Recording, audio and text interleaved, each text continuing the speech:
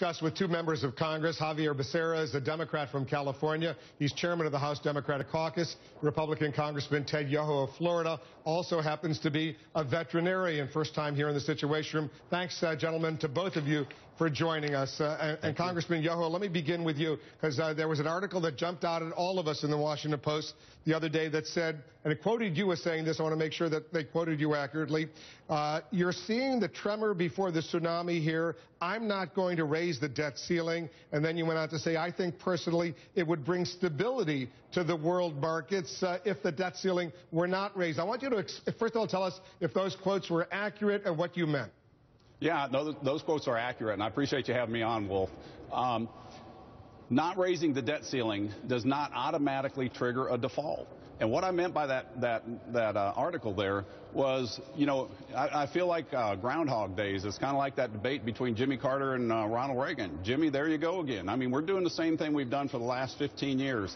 We've raised the debt ceiling 14 times since 2001, and if raising the debt ceiling was the answer, we wouldn't be here today.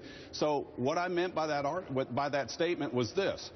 If we, as a nation, as legislators, address this condition of overspending, and if we address that, and we say to the rest of the world, to our financial markets, to the rest of the world market, say, listen, we've got a spending problem, we realize it, we get it, we're going to address this, and we're going to get this under control, I think the rest of the market would breathe a breath or a sigh of relief, just in the fact that we're addressing that and saying we've got a spending problem, and we're going to get it under control this time so we don't kick the can down the road. And again and again. So just to be precise, Congressman Yoho, you're not going to vote to raise the debt ceiling under any conditions, is that right? No, I never said that. Well, I'm asking. All right.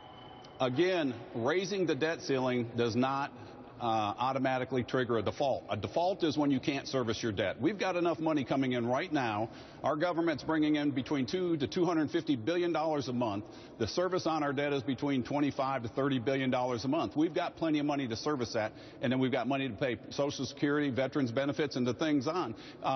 We have deficit spending for the last 5 years or longer than that. And the thing is, we're in better shape today than we were in 2011. You know, back then we had $1.2 trillion in deficit spending. We're at $700 billion. This is the time to stand up and say, we're going in the right direction. Why in the heck would we want to go backwards? We've had deficit spending actually going back to 2000 to the end of the Bill Clinton administration, the start of the George W. Bush administration. But go ahead and respond, Congressman Becerra, to what you just heard. It's tough to respond, Wolf, because that's why we're in this situation. We have a very hardcore group of members who believe, contrary to all the evidence, contrary to all the experts, that if you just go ahead and stop paying for your past bills, that it's okay. That is playing with fire, and it's unfortunate because those who believe they can play with fire here in Congress don't recognize that the folks who are going to get burned aren't the folks in Congress. We make a pretty good wage. It's every American family that has to pay their bills day to day, month to month. They're the ones that are looking at us and saying, wait a minute, I pay my bills because I know if I'm going to keep my mortgage or keep my car, I've got to pay my bills. All of a sudden, Congress is saying to the world, the American government's going to stop paying for its bills for the Iraq War, the Afghanistan War, for our troops that are out there today, for all the services that we provide to our seniors, to our veterans. That's why we are where we are. Watching this family feud among Republicans between the right and the far right about what to do, and it's hurting Americans.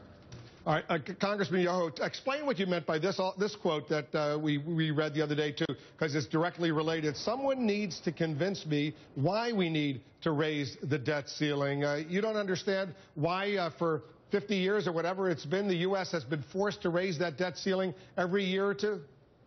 No, I want to respond to what Congressman Becerra, because it ties right into this. I mean, we're where we're at today because we haven't addressed these problems. Nobody says we're going to default. Nobody has said that we're not going to pay our bills. You know, constitutionally, we cannot default. So we're going to pay the bills. We're going to pay our veterans. We're going to pay that. So to say that is being disingenuous. All right, let's let Congressman Becerra respond. Go ahead. Wolf, the reason you have to have a debt limit increase is because We are right now recovering from a very deep recession. And if the Republicans didn't want our troops to have the uniforms that they need, to have the equipment they need to protect themselves, then they shouldn't have voted last year for a budget that provided them that. If they didn't want for veterans to get the services they need after they've come home and left the service, they shouldn't have voted for the budget that provided for that. But today, we're trying to make sure that we cover those past obligations. This isn't anything about future obligations. And all of us are ready to sit down and negotiate what we do to make sure in the future we have a more fiscally responsible budget.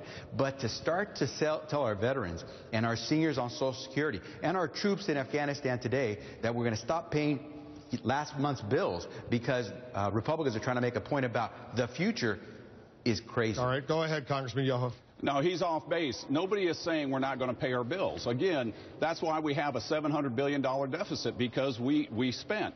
What we're saying, we're going to honor those obligations that we have, and any debt ceiling increase would have to be to pay that deficit spending, but not spent on new spending or new programs. I mean, that would be ridiculous, especially when you look at we're at $17 trillion in debt, and if you add just what we're going to add to Social Security with 10,000 baby boomers retiring a day, that's going to add over $1 trillion within 9 years to our deficit or to our debt.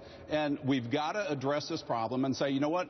We get it. This is a time we've got to make some hard choices. And people that have been in Congress for a long time, the career politicians either led us to where we're at or they failed to prevent it because they're not willing to stand up and address these hard issues. Let me ask both of you a question that they're talking about in the White House right now. This 6-week limited extension until November 22nd. First to you, Congressman Becerra. Are you open to raising the nation's debt ceiling for 6 weeks till November 22nd, but the government would still remain shut down, but negotiations presumably would continue? Yeah, again, it's crazy the way we're trying to run the government. Let's put it this way. Not the smallest business on Main Street would run this way on a 6 weeks basis.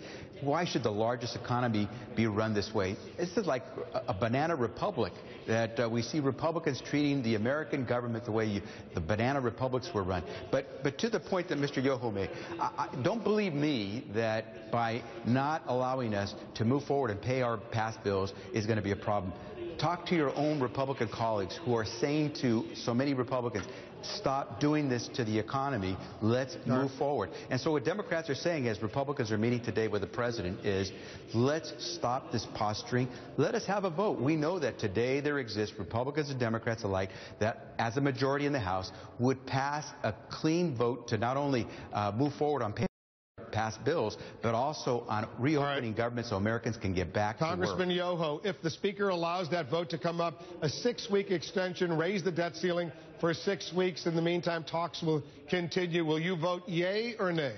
I'd have to look at, see what else is in that. I can't answer that until I see what's in that. But again, hitting a debt ceiling is not an automatic trigger to raise or to a default.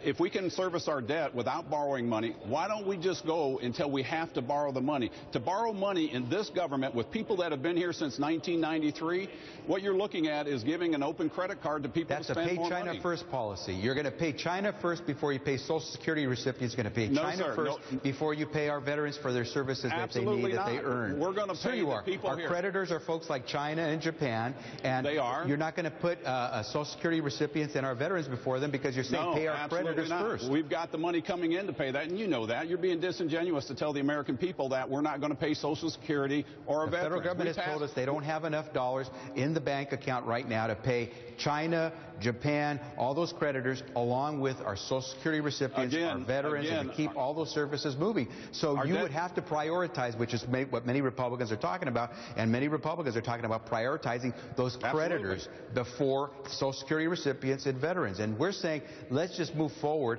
and rather than hold hostage veterans and seniors and our kids, let's move forward together and deal with future obligations, but let's not default on our previous obligations that Republicans and Democrats voted for. We were not going to default, and that's one of those words I hear a lot coming out of one side. Ted, just give us a vote.